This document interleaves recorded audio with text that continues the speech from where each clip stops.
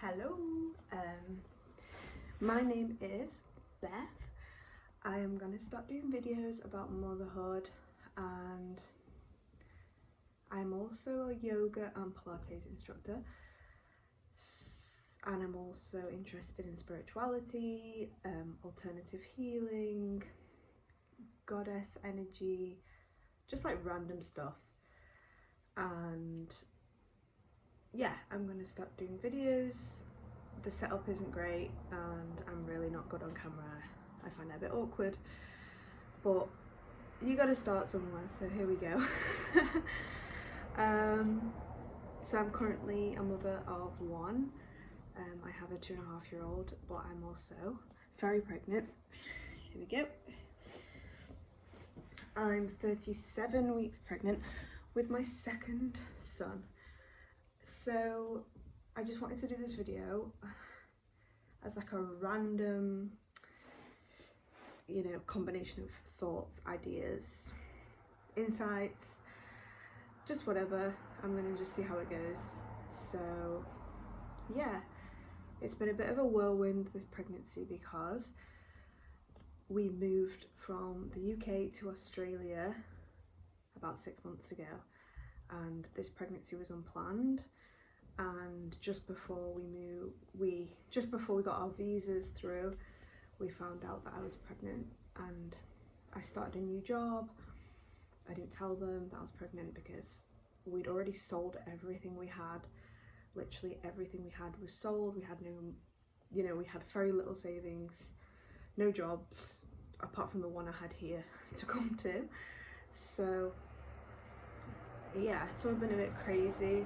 But we're in Australia now. We've been here for 6 months and almost, and the pregnancy's going well. Like, I'm lucky in that I do have good pregnancies. I found the first 12 weeks really hard. I think the first 12 weeks for me are the hardest, and I'm finding these weeks are hard, but all in all I'm really lucky. I have good pregnancies and I kind of enjoy pregnancy a little bit, so yeah. I really enjoyed it first time around. I think for second time around it is different because you're so busy with your toddler and that's exhausting in itself, but I've really learnt to slow down this time around, in a lot of ways, even though I'm busy. But yeah, I am almost there, and in a lot of ways I'm actually more worried about the second time, because you know how hard it is this time. Like with my first son, I literally went into it blind. I didn't really hang around with people with babies. I wasn't really interested that much in babies. Like for me, I never really dreamed of being a mom until I wanted to be a mom. Like I was loved my maiden years and traveling and finding myself and healing and all this stuff, and then all of a sudden I was just like, I want a baby, and it kind of just happened really quick. So yeah, I didn't know much about babies before I had my own baby, so yeah, it was a shock to the system, to say the least. And I had a hard baby. Jay was, I feel like he's a high needs baby, but maybe I can do separate videos for separate issues as well, because there's a lot to unpack. So and these are random thoughts, so if I go off topic, just, yeah, I don't know, I'm new to this, so I'm just gonna, but where was I? I can always do some cuts, can't I? So yeah, second time round, I'm more actually concerned about the baby aspect of it. So like with Jay, I was obsessed with the birth. I was going to birth groups, learning about birth, reading about birth, watching positive birth stories. It was like birth, and like what comes after birth? A baby to look after. I didn't really think about that bit. And obviously a good birth is important because it sets the scene, like a good pregnancy and a good birth sets the scene for a good postpartum experience. But yeah, after the birth of Jay, it hit me hard. The birth also was it was intense. Like, I was in labour for 3 days and I didn't eat for 3 days, and although my birth went well, I had a natural birth without intervention and stuff, which is what I wanted, but it went a lot differently to what I had in mind. I wanted a home birth and planned a home birth, and then when the midwives came over to the home, they said they didn't have the staff to accommodate my home birth. So I was like, okay, I don't want to give birth in hospital, so they went away, and then literally I was very much close to giving birth.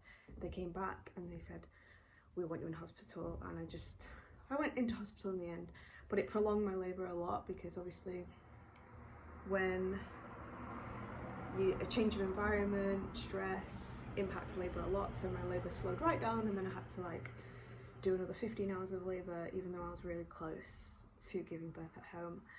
And when I was in the hospital, there was a lot of pressure on me for intervention.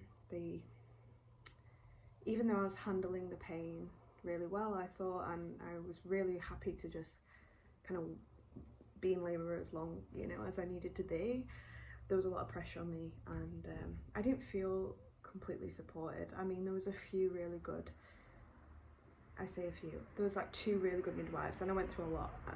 I felt supported me, and there was a nice doctor, and my husband was there who was amazing, but yeah, I didn't necessarily feel safe with the people who were around me when I was giving birth, and I think that's massive. And also, I don't really feel like it's the birth that matters so much, it's how a woman feels when she is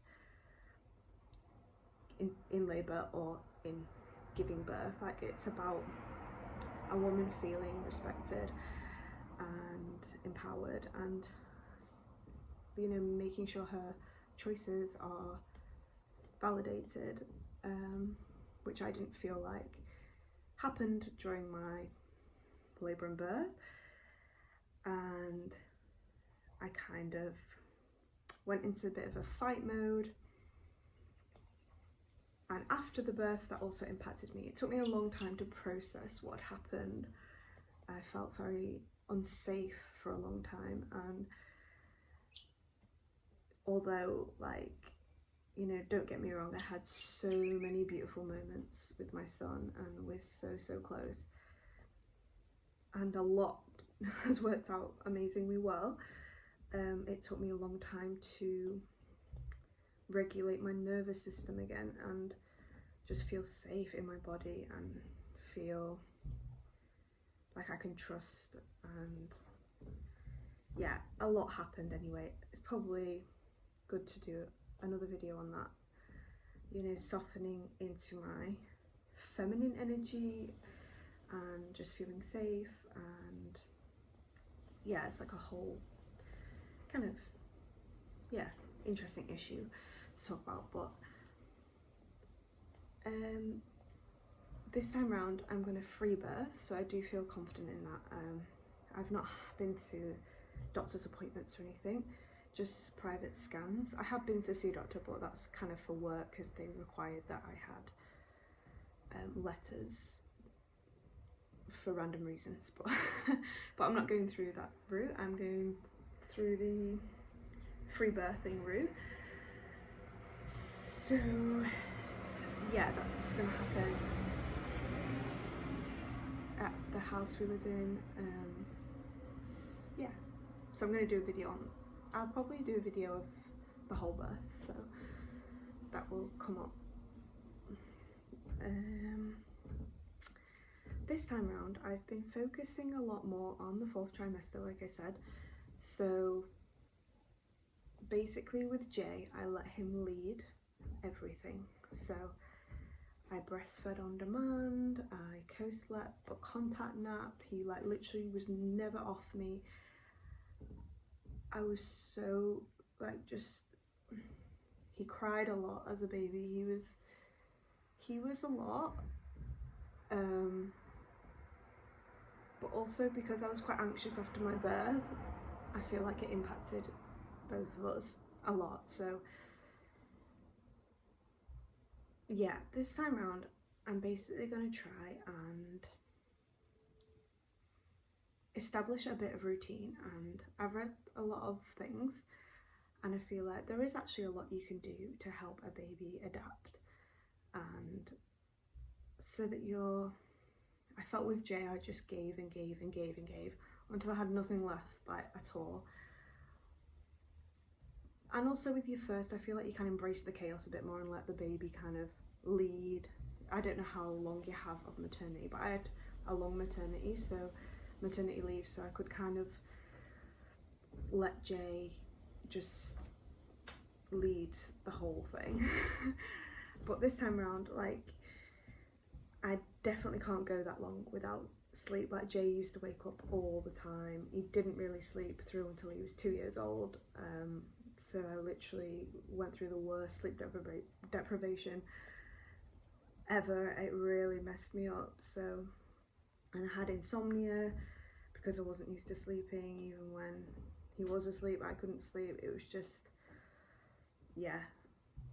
So this time around, I'm really focusing on the sleep part. I'm going to introduce just little things slowly, and I'm hoping that by the time baby is like 6 months, I'll have a lot more sleep than I was getting last time, because I just literally can't go through that again, because something has to be different this time. So yeah, we'll see how that goes. I've not actually ever done that before, but I do feel like a different experience is possible, and it has to be possible because I've got a toddler and I've got to go back to work quicker. So we'll see about that.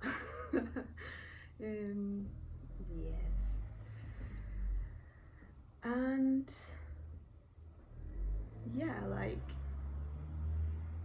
I feel another issue is managing my time between my son and my baby boy, because my first son, when we're together, we're like, because we were so close the whole time, I was so anxious about leaving him. Like, I didn't really spend any time away from Jay for a long time. I breastfed on demand for 2.5 years, co-slept for 2 years. You know, we was just constantly together, and we're so close now. So I think managing my time between two is going to be a big challenge for me and for him. So it's going to be a big learning curve, but I think it's going to be good for both of us to, you know, love something else and to, yeah, just juggle that. I'm sure I'll feel lots of guilt at some points because, yeah, I don't know how you do it. Mums of 2, 3 help, because how do you manage your time? Because breastfeeding's so full on, especially at the start. Like, I literally remember with Jay just like sitting down for hours, just like breastfeeding him, and I can't do that because Jay's very busy and active, and I'm gonna have to, yeah, these are just random thoughts, so we'll see. I'm sure, yeah, we make it work somehow. So any advice is welcome on that. But yeah,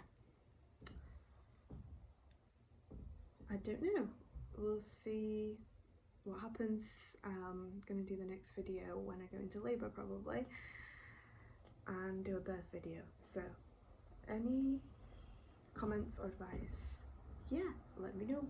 Eek! I'll say bye to the baby bump.